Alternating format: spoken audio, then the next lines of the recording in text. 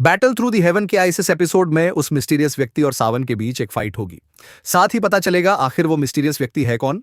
So let's start at जैसे कि हमने लास्ट स्टेज में देखा।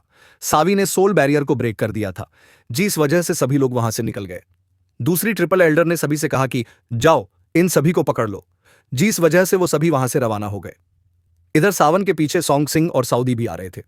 तभी उनके सामने एक स्पेस होती है, उसके अंदर से एक टेक्निकल की है जो कि सावन की ओर बढ़ रही थी। जैसे ये सॉन्ग सिंह देखता है तो वो वहां से 9211 हो गया था, लेकिन सही समय पे वहां पर सावन आ गया जो कि उसे बचा लेता है। लेकिन इसकी वजह से वो एल्डर काफी बढ़ हड़क चुका था, सावन पेड़। तो अब आगे इस पार्ट की शुरुआत में हम एक फिगर को देखते हैं। स्पीड काफी तेज से वो फॉरेस्ट की ओर बढ़ रहा था और साथ ही उस पर कई सारे अटैक भी वो लॉन्च हो रहे थे। लेकिन उस फिगर की स्पीड बहुत ज्यादा थी, जिस वजह से कोई भी अटैक उसे छू भी नहीं पाती और वो अटैक बहुत ज्यादा है। इतने किसी भी चैटन के कांटेक्ट में आते वो चैटन ब्लास्ट हो जाता। इधर वो फिगर सब अटैक फोटोज करते हुए आग की ओर बढ़ रहा था। इसके साथ ही वो अपने मन में कहता है, सोन सिंह, सावी और मैं हम तीनों अलग अलग के और बढ़े थे, लेकिन मैंने उम्मीद नहीं किया था कि ये होल ऑप्शन का बुढ़ा मेरे पीछे पड़ेगा। और अगर इससे लगता है कि ये मुझे इतनी आसानी से मार देगा तो बस इसकी गलतफहमी है। भले ही मुझे सीरियस जी का सामना करना पड़ेगा, लेकिन फिर भी मैं अपनी पूरी ताकत लगाऊंगा ताकि इससे पाऊं। जब सावन के बारे में सोच रहा था तभी उसने कुछ सेंस किया, जैसे कि एक फिगर ने उसे सर पास कराते हुए आगे की ओर बढ़ गया है। जब सावन सावन की ओर देखता है तो वहां पर कोई भी नहीं होता है, इसलिए सावन ने अपनी स्पीड को और भी इंक्रीज कर दिया। कुछ ही समय उड़ने के बाद सावन एक जगह पर आकर रुक गया, क्योंकि उसे एहसास हो गया था कि उसके सामने कोई है। जब वो सामने देखता है तो वहां पर एक फिगर होता है। सावन से कहा था, तुम भले काफी चालाक हो लेकिन तुम मुझसे नहीं बच सकते। ये कहने के साथ ही वो हंसने लग गया था। फिर वो कहता है, सावन, मैं देखना चाहता हूं आखिर तुम्हें बचाने के लिए कौन आएगा। आज मैं तुम्हें कैप्चर करने के बाद तुमसे सारे अवेलेबल। ये सुनने के बाद सावन को कुछ चीजें याद आती है जिस पर उससे किया था तुम ओल्ड मुंह हो। सावन के शब्द को सुनने के बाद वह व्यक्ति सब सरप्राइज हो गया था। इसके बाद वो उसे कहता है, लगता है तुम मुझे पहचान नहीं पा रहे हैं। जब ये व्यक्ति स्वीकार कर लेता है कि ये ओल्ड मूव है तब सरप्राइज हो गया था। इसके साथ ही वो अपने मन में क्या था, इस व्यक्ति ने उन तीनों हेड को बेवकूफ बना दिया। सचमुच इसकी एबिलिटी काफी खतरनाक है। तभी तो उन तीनों की नजरों से बचते हुए यहां पर आ गया। दूसरी तरफ ओल्ड मूव को लगातार हंस रहा था। वो कहता है, ये अच्छी बात है कि तुमने मुझे पहचान लिया, ये तो तुम्हें पता है आखिर तुम्हें मारने वाला व्यक्ति कौन है। भले ही सिचुएशन कैसी भी हो, लेकिन तुम्हें ये तो पता होगा हम दोनों में रिलेशनशिप है। जबकि मैं तुम्हारे मास्टर और दोस्त हूं तो तुम्हें मास्टर अंकल कहना चाहिए। मुझे ये सुनने के बाद सावंत के चेहरे पे एक फीकी सी स्मेल आ गई थी। वो कहता है, मेरी किस्मत इतनी भी अच्छी नहीं है कि मैं आपको मास्टर अंकल कह सकूं। कोल्ड मूव ये सुनने के बाद ही स्मेल करता है।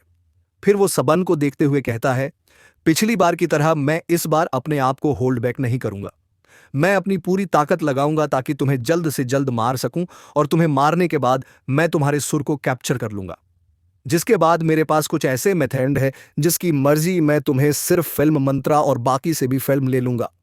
यह कहने के बाद उसने कुछ क्रिएट के साथ ही सावन ने अपने कदम पीछे ले लिया और अपने आप को उससे बचा लेता है। अब अपनी इस अटैक को विफल देखकर उसने अपनी जायंट हेड को रेडी कर लिया। फिर वो सावन से कहता है, मैं देखता हूं आखिर तुम इससे कैसे बच पाते हो। दूसरी तरफ ये चीज देखने के बाद सावन परेशान हो जाता है, क्योंकि उसे अच्छी तरह से पता था कि जब से टकराया तो उसकी कंडीशन हो गई थी। लेकिन इन बातों को फिलहाल के लिए सैड करके सावन अपने हैंडसेल को जल्दी जल्दी क्रिएट करने लग गया। वो अपने मन में कैद स्काईफायर में स्टेडी चेंज, फर्स्ट चेंज स्काईफायर में स्टेडी चेंज, सेकंड चेंज।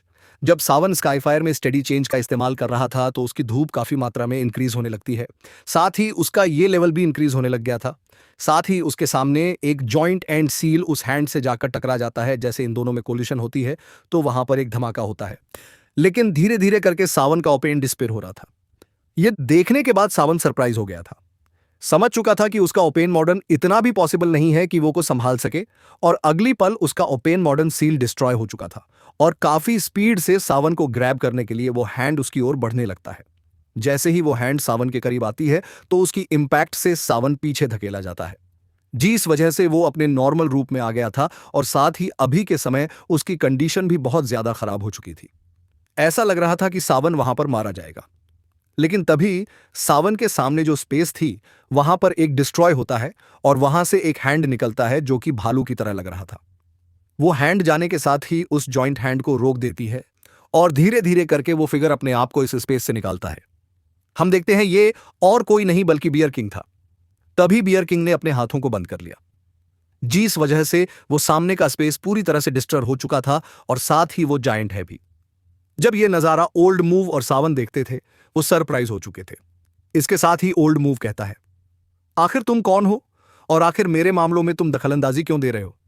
जिस पर बियर किंग कहता है, तुम मेरी चैरिटी के अंदर आकर किसी को मरना चाहते हो तो फिर मैं ऐसे कैसे देख सकता हूं? तभी दूसरी ओर से किसी की हंसने की आवाज आने लग। वो किसी बच्ची की लग रही थी। वो हंसते हुए कहती है कि अगर तुम किसी और का पीछा करते हो तो मैं तुम्हें बिल्कुल भी रोकूंगी नहीं, बट अगर तुम सावन को हर्ट करते हो तो तुम्हारा आज आखिरी दिन होगा।